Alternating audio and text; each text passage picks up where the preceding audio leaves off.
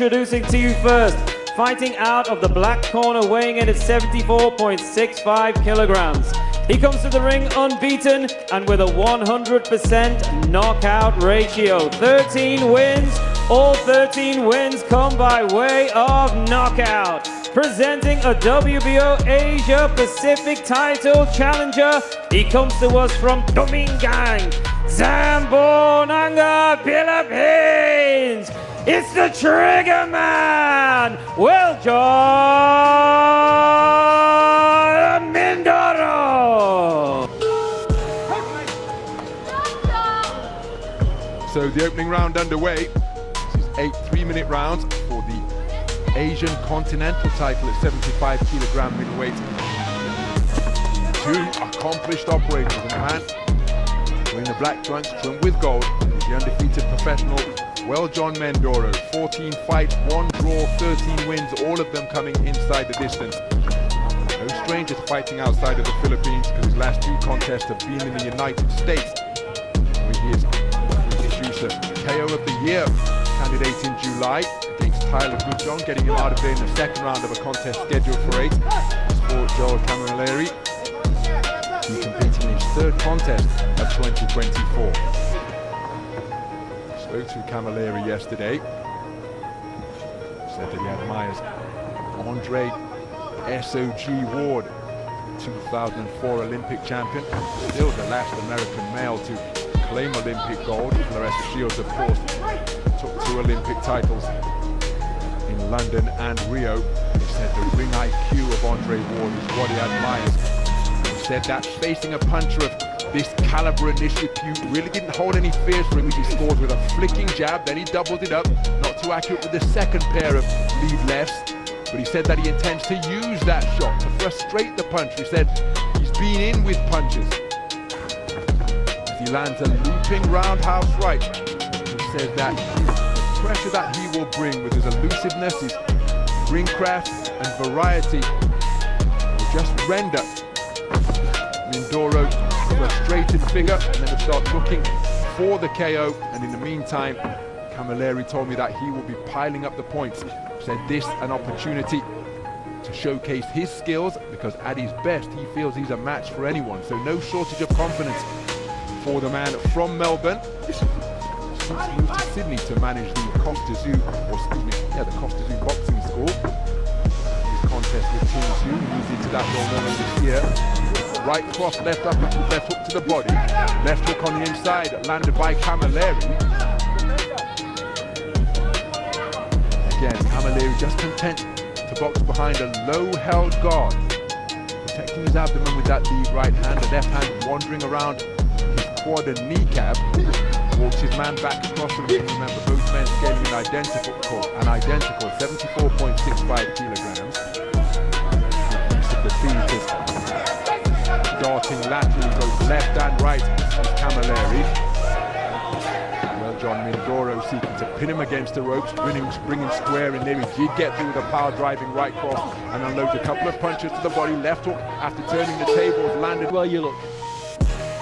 Speaking of power, prior to going the distance with Dimitri Bivol in that battle for the undisputed title at 175 pounds light heavyweight, 100% KO ratio for a man at the top of his profession as a reigning world champion. He knows a thing or two about power, but not loading up everything within his shape. Good right hand to the body, followed by left hook upstairs from Camilleri, but then Mindoro backing his man across the ropes with a forward foray, but keeping his composure under fire and answering with a single was Camilleri. Mindoro just seeking to end that little coming together with a right uppercut, but pulling the trigger first against the trigger man is Camilleri. Now backing him up to his own corner with nudging right uppercuts, and he's physical on the inside. So action just on the edge of range as Camilleri continuing to be, oh, what a beautiful left jab, my goodness, came out on an upward trajectory from out of the line of sight of Mindoro, from around the kneecap, just cracked right into his face to disrupt his forward movement. Beautiful shot with that lead left from Camilleri. The two men test the tension of the strands just above our commentary position. Approaching the halfway stage as the overhand right from Camilleri was a speculative shot. continuing to move effectively, laterally both clockwise and counterclockwise. Mindoro, quick-footed with his advances, trying to close the gap, but invariably the man breaking the standoff by letting his hands go first is Camilleri, and it's a disruptive staccato rhythm that he's boxing at, and Mindoro hasn't yet got to grips with that rhythm to demonstrate his own time.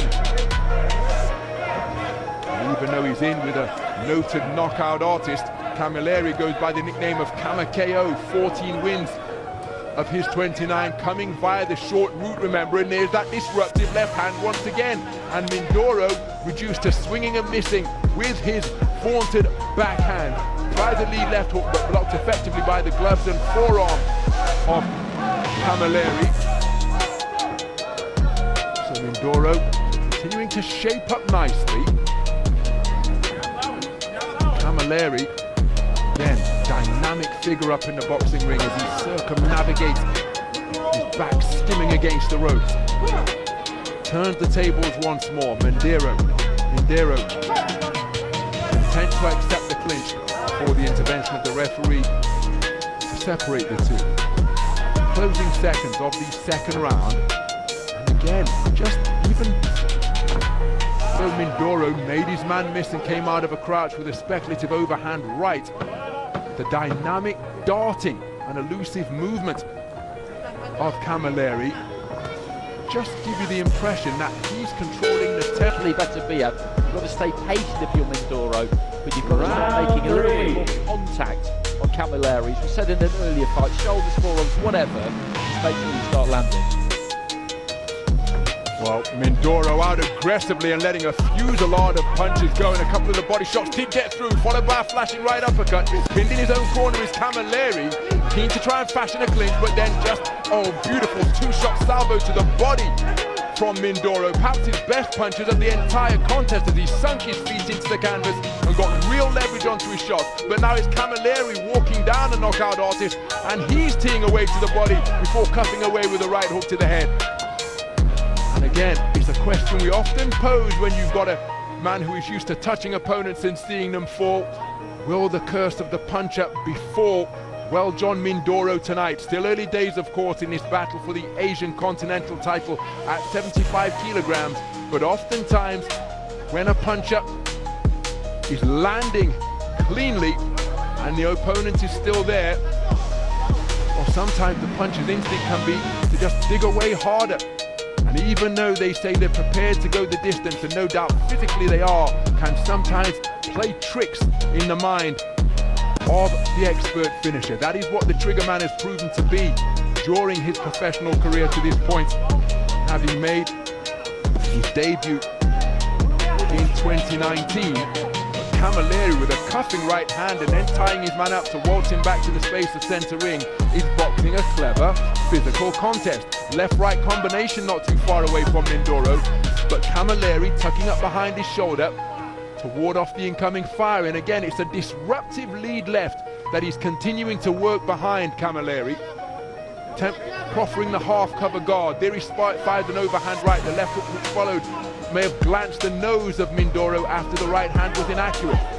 Clocking up the miles on his fistic odometer as he glides around the perimeter of the ring. Camilleri, Mindoro. Again, when Andy and I were observing him work out at the Rocky Road Gym, as a flashing left-right combination catches the advancing Mindoro from Camilleri. He's possessed of that timing that just produces a distinctive sound. Overhand left was a barroom brawl of a blow from Mindoro. Couldn't quite find a range as he walked his man down, but Camilleri landing with the inside of the glove, and then an altogether cleaner right hand, and another one from Camilleri, followed by a left hook, boxing beautifully off the ropes as Mindoro tries to respond with a right uppercut of his own. But he's walked back across the ring by Camilleri, who is just neutralizing the bombs that are housed in the boxing gloves of the left and right fists of Mindoro. Terrific work by Camilleri to smother the man from the Philippines. Progresses, because 5 rounds to go, that's a long time. Camilleri no stranger to going the 10-round distance, so 8 rounds for this Asian title won't hold any fears for him. But again, it's a very dynamic manner of boxing. As for Mindoro, who bulldozed his man back to the ropes and lands with a right cross, clever boxing out of the corner from Camilleri, who's remained responsible. But now he's beginning to be teed off upon by Mindoro. Is this a stoppage? No, it's a standing count. So, referee Valery Pastuhov stepping in with a standing count after hooks and uppercuts began to crash home against Camilleri. Oh, that's a beautiful right hand on the resumption, but now Mindoro has got his man going and he's seeking to demonstrate that he is a precise and merciless finisher once again. It's an awful long time to negotiate. Beautiful left hook, but then a right hand in response from Camilleri. But Mindoro really is finding the range on his punches now and wearing all of them flush is Camilleri. He's endured a torrid minute and 10 seconds so far. He's taken a standing count. Back into the breach steps Mindoro. Senses that he's got his man going. He's wrestled him down to the canvas. That gives him some brief respite. The referee wipes the gloves clean and he's walked onto a shot, which was an uppercut, which sends Camilleri to the canvas to take the second count of the round. There's still a minute and a half to go in round number 4, and against a finisher like Mindoro, that could well be a long 90 seconds. Camilleri on the ropes above our commentary position, bobbing and weaving, trying to hold off, but he's taken a right uppercut, and the towel has come in from Dino Billinghurst in the corner.